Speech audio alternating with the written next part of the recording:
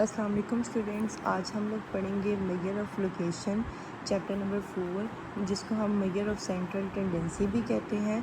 तो यहाँ पे ना सबसे पहले डेफिनेशन आती है कि मेजर ऑफ़ सेंट्रल टेंडेंसी की वेरी इंपॉर्टेंट डेफिनेशन। इसके अंदर बताया जाता है कि जब डिफरेंट ऑब्जर्वेशंस को आप एक single representative value different observations में से फाइंड करते हो, तो जो ये सिंगल रिप्रेजेंटेटिव वैल्यू होती है उसको हम मेजर ऑफ़ सेंट्रल टेंडेंसी या फिर मेजर ऑफ़ लोकेशन कहते हैं। फिर आती है डाटा की डेफिनेशन। डिफरेंट वैल्यूज़ को जब आप एक सिस्टमिक शेप के अंदर अरेंज करते हो तो उसको हम डाटा कहते हैं। डाटा होता है तीन तरह का। एक होता है अनग्रुप डाटा जिसको आप रॉ डाटा कहते हो, एक ग्रुप होता है जिसको आप डिस्क्रीट डाटा कहते हो, और एक ग्रुप डाटा जिसकी खुद एक टाइप है जिसको हम डिवाइड करते हैं दो चीज़ों में, एक कॉन्टीन्यूस डाटा में, एक डिसकॉन्टीन्यूस डाटा में। जो कॉन्टीन्यूस डाटा होता है ना, उसकी एग्जांपल क्या होती है, देखो कि ये 0 से 5 है, 5 से 10 है, 10 से 15 है। ये होता है कि ये दोनों नंबर सेम आने चाहिए, तो ये होता है कॉन्टीन्यूस डाटा। और डिसकॉन्टीन्यूस डाटा क्या होगा, इस तरह से। तो ये जो होते हैं वो डिफरेंट जब आ जाते हैं तो इसको हम डिसकॉन्टीन्यूस डाटा कहते हैं। ग्रुप डाटा क्या होता है कि अगर आपको एक एक्स की वैल्यू दी गई है, एक फ्रीक्वेंसी दी गई है, तो ये ग्रुप डाटा होता है। और अनग्रुप डाटा क्या होता है कि 5, 10, 20, 35, 100, ये अगर इस तरह से अरेंज करने, जिसको आपने अरेंज करना हो ना, उसको रॉ डाटा कहते हैं। मीन क्या होता है कि एक सिंगल वैल्यू होती है जो कि आपको पूरे डाटा को रिप्रेजेंट करती है, उसको आप मीन कहते हो। ठीक है, अब हमारे पास ना टाइप्स आ जाती हैं इसकी सेंटर ऑफ टेंडेंसी की। जो सेंटर ऑफ टेंडेंसी है ना, इसकी होती हैं चार टाइप्स। एक होती है मीन, एक होती है मोड, एक होती है मीडियन, एक होती है ज्योमेट्रिक मीन, और समटाइम जो होती है वो एक और भी टाइप होती है। इसको इस मीन को आप अरिथमेटिक मीन भी कहते हो, अरिथमेटिक मीन भी कहते हो। इसकी एक टाइप ये है, दूसरी टाइप ये है, तीसरी टाइप ये है, चौथी ये है, और एक हम हार्मोनिक मीन भी कहते हैं, हार्मोनिक मीन। ठीक है, ये टाइप्स होती हैं। अब हम सबसे पहले बात करते हैं मीन की, अरिथमेटिक मीन की। अरिथमेटिक मीन एक सिंगल वैल्यू है जो कि पूरे होल डाटा को रिप्रेजेंट कर रही है, जो मैं आपको बुक से दिखा देती हूँ। तो ये अरिथमेटिक मीन हमने स्टार्ट कर लिया, इधर से हमने ये एवरेज, टाइप्स ऑफ एवरेज पढ़ लिया। जब एक centre of series of data की जो सेंटर ऑफ सीरीज़ होती है उसको आप एवरेज कहते हो, और इसकी जो 4 टाइप्स है ये दिखा दें। अब आ जाते हैं मीन के ऊपर। ठीक है, अगर हमने फॉर एग्ज़ाम्पल एक अनग्रुप्ड डाटा का मीन फाइंड करना है, तो उसके लिए हमारे पास क्या होता है कि एक्स बार से रिप्रेजेंट करते हैं मीन को। ठीक है, तो ये सिंगल एक्स ओवर एन होता है। जितने आपके पास टोटल नंबर्स हैं उनको काउंट करना है, और ये है सम ऑफ ऑल ऑब्जर्वेशंस के, सारी ऑब्जर्वेशंस का सम होगा। ठीक है, जैसे कि मेरे पास एग्ज़ाम्पल आती है 10, 30, 50, 60, 10। ठीक है, ऐसे ऐसे मेरे पास एग्ज़ाम्पल आ गई। मैंने एक खुद से एग्ज़ाम्पल लिया। ये आपके पास है रॉ डाटा।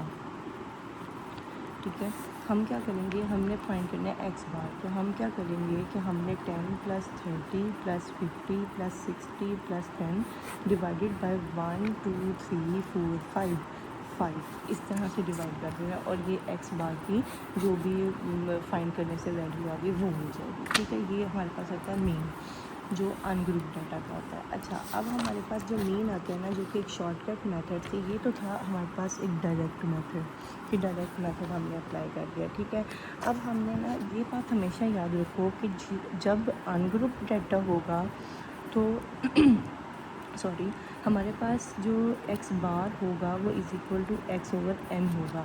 ठीक है, और अगर एक ग्रुप डाटा आ जाएगा तो इसकी जगह एफ़ लग जाएगा। ठीक है, मैं यहाँ पे इसका जो ग्रुप डाटा है उसका फॉर्मूला लिखती हूँ कि x bar is equal to f x over n की जगह सिग्मा एफ़ आ जाएगा। अब इसमें क्या होगा, आपके पास ग्रुप डाटा आपको कैसे दिया जाएगा, आपको पता कैसे चलेगा कि आपने ये फार्मूला कब लगाना है और ये फार्मूला कब लगाना है। जो ये फार्मूला है वो आपने इस शेप के क्वेश्चन के अंदर लगाना है, और जो ये फार्मूला होगा उसमें आपको एक्स की वैल्यूज़ दी जाएगी। फॉर एग्ज़ाम्पल मैं अब आपको बताती हूँ कि आपके पास ना एक्स की वैल्यू दी गई है, अच्छा देखो, एक्स की वैल्यू दी गई है 95/100, 100, 105। ठीक है, बल्कि नहीं, ये इस चीज़ को ना मैं आपको बाद में समझाऊंगी। ग्रुप डाटा में एक्स की वैल्यू दी गई है 100, 200, 300, 95, 7। ये ग्रुप डाटा दिया गया और साथ में फ्रीक्वेंसी आपको दी 7, 17, 37, 28, ठीक है, और साथ में 11, ये एक फ्रीक्वेंसी दी गई है, ठीक है। आपको जब क्वेश्चन आएगा ना तो आपको ये दो चीज़ें मस्ट ग्रुप डाटा के अंदर दीजिए। जिस चीज़ में टेबल होगा साथ में फ्रीक्वेंसी होगी उसको आप कहते हो ग्रुप डाटा का वो क्वेश्चन है, चाहे वो किसी भी कोई भी उसके ऊपर फॉर्मूला रखता हो। सिर्फ ये मीन के लिए बात नहीं है, ये हर जगह के लिए बात है कि जिसके अंदर टेबल और फ्रीक्वेंसी दी गई जाएगी ना वो आपका ग्रुप डाटा है, और जिसके अंदर ऐसे रॉ शेप में फालतू शेप में बनाया जाएगा उसको हम रॉ डाटा कहते हैं, ठीक है। ये चीज़ आ जाती है, ठीक है। अब इस चीज़ को फाइंड करने के लिए ना हमने क्या करना है, sigma is equal to f x over ये ऐसे, ठीक है। तो इसके लिए क्या होगा कि आपने ना सबसे पहले इसके साथ ना दो लाइंस और खींच लेनी है, ठीक है। एक लाइन मतलब सॉरी एक लाइन और खींच लें, ठीक है। इसमें अब आपने क्या करना है मैं अब आपको बताती हूँ कि आपने ना एफ़ और एक्स इन दोनों को करना है multiply. 7 multiply by 100, 17 multiply by 200, इस तरह से जब इनको मल्टीप्लाई सबका कर लेंगे, इसका आंसर, इसका आंसर, इसका, इन सब के आंसर्स को आपने क्या करना है प्लस कर देना है। एफ एक्स प्लस कर देंगे सबके आंसर्स को, तो जो आंसर आएगा वो आपने इसकी जगह पे लिख देना है आंसर, ठीक है। और जो हमारे पास ये है ना फ्रीक्वेंसी, इस सब को मिला के जो सम लेना है ना, तो जो उसका आंसर आएगा वो हमने लिख देना है यहाँ पे, ठीक है। तो हमारे पास x की वैल्यू जो ग्रुप डाटा के लिए, जो x बार की वैल्यू ग्रुप डाटा के लिए आ जाएगी, ठीक है। तो ये तो था डायरेक्ट मेथड, ठीक है। अब हम बात करते हैं अनग्रुप डाटा की, ठीक है। तो हमारे पास ना जो डायरेक्ट मेथड था उसमें हमने बात कर ली कि जो अनग्रुप डाटा होता है उसके लिए हमने x bar is equal to sigma x over n लेना है, और जो ग्रुप डाटा होता है उसके लिए हमने x bar is equal to f x over sigma f लेना है। ये फाइंड हो गया। अब हम एक शॉर्टकट मेथड की बात करते हैं। अब एक शॉर्टकट मेथड में क्या होता है कि हमारे पास ना ए एक कांस्टेंट होता है, ठीक है। हमने क्या करना होता है ये देखिए, अब मैं ये करवाने लगी हूँ, ठीक है, शॉर्टकट मेथड। अब इसमें एडिशन और सब्ट्रैक्शन होती है। शॉर्टकट मेथड में कांस्टेंट की अपने ही चेंज ऑफ ओरिजिन से, इसको हम चेंज ऑफ ओरिजिन कहते हैं, तो उसको हम कहते हैं कि हमारे पास शॉर्टकट मेथड आ गया, ठीक है। अब हम शॉर्टकट मेथड का ना फॉर्मूला लिखते हैं x bar is equal to a plus sigma d over n. जो यहाँ पर डी होता है वो एक्स माइनस ए होता है, ठीक है। अभी सिर्फ इस चीज़ को समझो, ठीक है। अब ये है deviation from the arithmetic mean, ठीक है। लेकिन ये चीज़ यहाँ पे याद करने की ज़रूरत नहीं है, ठीक है। आपने जैसे ये याद रखना है कि डी की वैल्यू एक्स माइनस ए होती है। अब ए क्या है, ए है कांस्टेंट, ठीक है। अब मैं आपको एग्जांपल देती हूँ। आपको x की वैल्यू दी जाए ये, ठीक है, 2050, 2000, ये एग्ज़ाम्पल है, ठीक है, 2080, ठीक है। फिर आपको दी जाए आपने क्या करना है, आपको ना x की वैल्यू ये एक रॉ डाटा में दी गई थी जो मैंने टेबल की फॉर्म में बना दी, ठीक है, ये दी गई है। अब आपने क्या फ़ाइंड करना है कि शॉर्टकट मेथड से ना आपने फ़ाइंड करना है ये x बार की वैल्यू, ठीक है। अब a जो होगा ना वो आप इनमें से कोई भी वैल्यू सपोज कर सकते हो, लेकिन होनी इसी में से चाहिए। फॉर एग्ज़ाम्पल मैं लेती हूँ इसमें से 2000, ठीक है, मैंने ले लिया 2000, ओके। अब a की वैल्यू हमने फाइंड कर ली, हम इसमें से d की वैल्यू फाइंड कर सकते हैं। तो फिर हमने d की वैल्यू यहाँ पे d के लिए टेबल बना देना है। तो d क्या होता है, x माइनस a होता है, ठीक है। इसमें 1950 minus 2000, 2000 minus 2000, 2050 minus 2000, 2060 minus 2000, 2080 minus 2000, ये इसके आंसर आ जाएंगे, ठीक है। ये आंसर आ गया हमारे पास, ओके।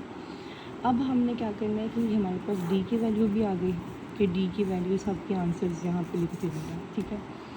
जब हमारे पास जैसे कि फॉर एग्ज़ाम्पल -50 इसका आएगा, 0 इसका आएगा, 50 इसका आएगा, 60 इसका आएगा 80 इसका आएगा। तो अब हमने क्या करना है कि सिग्मा डी फाइंड करना है। यहाँ पे सिग्मा डी था तो इसका इन सब को हमने प्लस कर देना। जब हम इस सब को प्लस करेंगे तो 140 हमारे पास आंसर आ जाएगा। ठीक है, अब हम इसके अंदर वैल्यूज़ पुट करते हैं कि हमने ए की वैल्यू ली थी, सपोज वैल्यू ली थी 2000।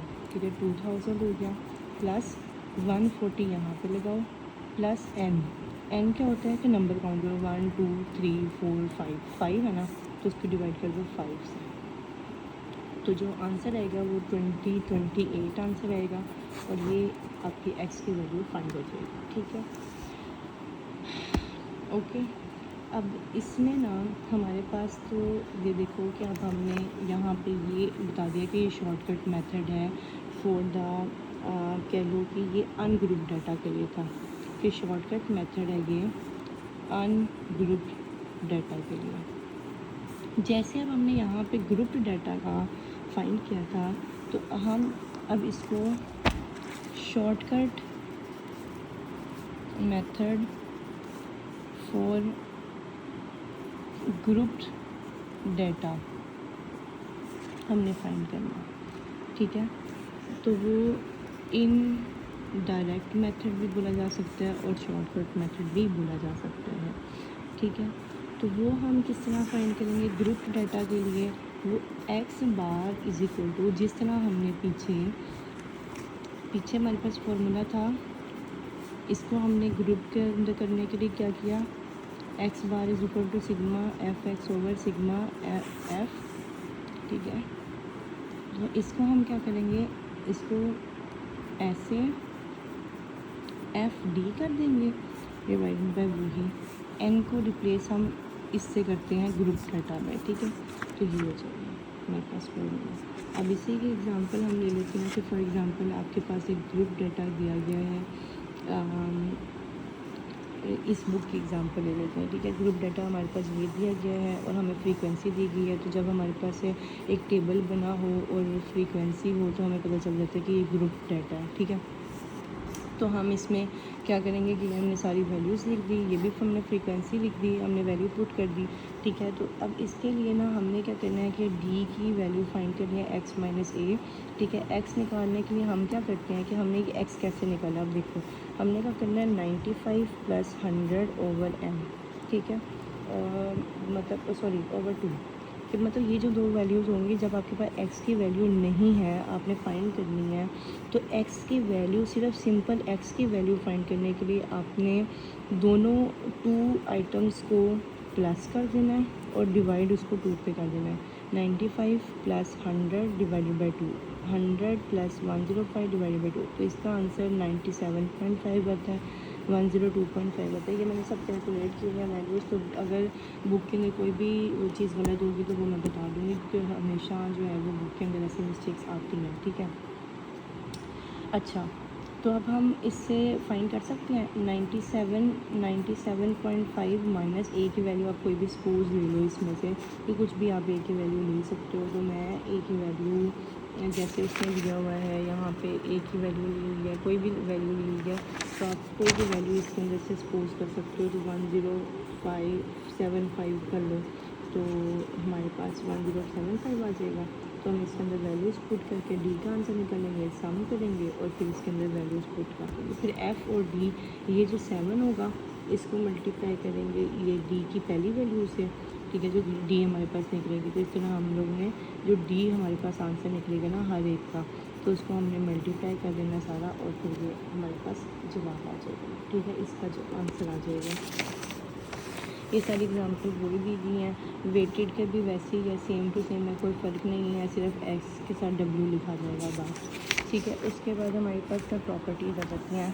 तो प्रॉपर्टीज़ में हमने क्या पढ़ा कि अब इसने कहा है कि जब आपके पास ना आप लेते हो ना, ये डेविएशन है एक्स बार। ठीक है, इसको कह रहे हो डेविएशन। तो जब आप सम ऑफ डेविएशन लेते हो ना, जो आप अरिथमेटिक मीन से ले रहे हो, वो है ज़ीरो। सम ऑफ डेविएशन ले रहे हो, इसका सम ले रहे हो, जब आप सम ले रहे हो इसका कि sum of deviation from arithmetic mean is equal to 0। पहली प्रॉपर्टी है इसकी ये। दूसरी प्रॉपर्टी कहता है कि जब आप स्क्वायर लेते हो ना ऑफ डेविएशन, कि फॉर एग्जांपल मैंने स्क्वायर लिया डेविएशन का, ठीक है, वो हमेशा लीस्ट होता है then the square of deviation जो हम फ्रॉम देयर अरिथमेटिक मीन लेते हैं, फॉर एग्जांपल मैंने x माइनस ए का स्क्वायर लिया, ठीक है। मैंने पीछे बताया था ना कि d is equal to x minus a, इसको क्या कहते हैं, डेविएशन फ्रॉम अरिथमेटिक मीन, ठीक है। तो हमने डेविएशन जो फ्रॉम अरिथमेटिक मीन अगर इसका स्क्वायर लेंगे ना तो इसकी वैल्यू क्या होगी कि वो ज़्यादा आएगी एज़ कम्पेयर टू इसकी वैल्यू कम आएगी। तो हम लोग इसको कैसे लिखेंगे कि सिग्मा एक्स माइनस एक्स बार का स्क्वायर है जो कि छोटा है एज़ कम्पेयर टू ये इसके एक के स्क्वायर से, ठीक है। अब ठीक है, थर्ड प्रॉपर्टी क्या आती है कि इसमें कहता है कि अगर आपके पास variable x is equal to x है, ठीक है, वेरिएबल एक x दिया हुआ तो y का हमेशा याद रखना है a प्लस बी एक्स है। तो जब हम y की मीन लेंगे तो a प्लस बी एक्स बार लेंगे, ठीक है, तो ये याद रखना है। फिर चौथी बात इसमें बताइए कि जब आप मीन किसी भी कांस्टेंट का लेते हो ना तो वो कांस्टेंट इटसेल्फ आता है, ठीक है, किसी कांस्टेंट का लोगे कांस्टेंट इटसेल्फ आएगा, ये चीज़ होगी। फिर उसके बाद हमारे पास आ जाता है मेरिट्स एंड डीमेरिट्स। मेरिट्स में क्या होता है, सबसे पहले आपने बता देना कि ये सिंपल है, ये इजी है, अंडरस्टैंड करना इजी है, बहुत ज़्यादा वैसे इजी है अंडरस्टैंड करना, कैलकुलेट करना बहुत ज़्यादा इजी है। ये इसकी जो कैलकुलेशंस होती हैं वो बेस्ड करती हैं वैल्यूज़ पर, ऑन वैल्यूज़, ठीक है। अब बेस्ट है कि आप मेजर कर सको दो सेट्स ऑफ डाटा को, कि दो सेट डाटा के दिए गए आप उनको मेजर कर सको और कंपेयर कर सको। ये दो सेट्स ऑफ डाटा को कंपेयर करने के लिए सिंपल है, इजी है, अंडरस्टैंड करना, कैलकुलेट इजीली कर सकते हो, बेस वैल्यूज़ पे करते हैं, मेजर कर सकते हो, दो सेट्स ऑफ डाटा को कंपेयर कर सकते हो। लेस इफेक्टिंग है इफ़ेक्टेड होता है बाय सैम्पलिंग से लेस इफेक्टेड होते हैं। तो ये आपके पास मेरिट्स आ जाते हैं। फिर डी मेरिट्स की बात करते हो तो डी मेरिट्स में कहते हैं कि ये कभी भी कैलकुलेटेड नहीं हो सकता जब हमारी सारी वैल्यूज़ जो होती हैं वो नॉट नोन, कि जब तक आपको सारी वैल्यूज़ नहीं पता। जैसे कि हमने कहा था कि a plus d sigma d over n, ठीक है, हमने ये पीछे बात की थी कि ये जो हमारी वैल्यूज़ है ना उसके अंदर सिग्मा डी ओवर अगर एन आ जाए तो हम इसको फाइंड, तो हमने क्या हम अब हमारे पास ना ये डी नहीं था, ठीक है, तो हमने उसका भी फार्मूला बता दिया। तो जब तक हम हर चीज़ को फाइंड नहीं करेंगे तब तक इसमें वैल्यूज़ पुट नहीं हो सकती। तो ये इसका डी मेरिट है। फॉर एग्जांपल अगर आपके पास एक्स नहीं है तो अब एक्स फाइंड करोगे पहले फिर इसको कैलकुलेट, तो ये इसका डी मेरिट है छोटा सा, ठीक है। तो ये इफ़ेक्टेड जो होता है वो एक्सट्रीम वैल्यू से नहीं होता, एक्सट्रीम वैल्यू से नहीं इफ़ेक्ट होता, ठीक है। सॉरी, ये इफ़ेक्ट होता है एक्सट्रीम वैल्यू से। मेरा माइंड कहीं और चला गया। ये इफ़ेक्ट होता है बड़ी वैल्यूज़ से ज़्यादा, बड़ी वैल्यूज़ जब मिलती है ना तो ये फिर इफ़ेक्ट होना शुरू हो जाता है, ठीक है। ये कभी भी यूज़ नहीं होता जब डाटा आपके पास ना ओपन एंडेड होगा ना, तो फिर ये कभी भी यूज्ड नहीं होता। फॉर एग्जांपल डाटा बहुत सारा है और ओपन एंडेड है, कहीं पे जाकर रुक ही नहीं रहा, तो वो इसके अंदर ये कभी भी फाइंड नहीं हो सकता। तो ये मैंने यहाँ तक आपको करा दिया है मेरिट्स एंड डीमेरिट्स तक। उसके बाद हम मीडियन की बात करेंगे, मीडियन पढ़ेंगे और इंशाल्लाह फिर मोड की तरफ आएंगे तो फिर चैप्टर कंप्लीट हो जाएगा।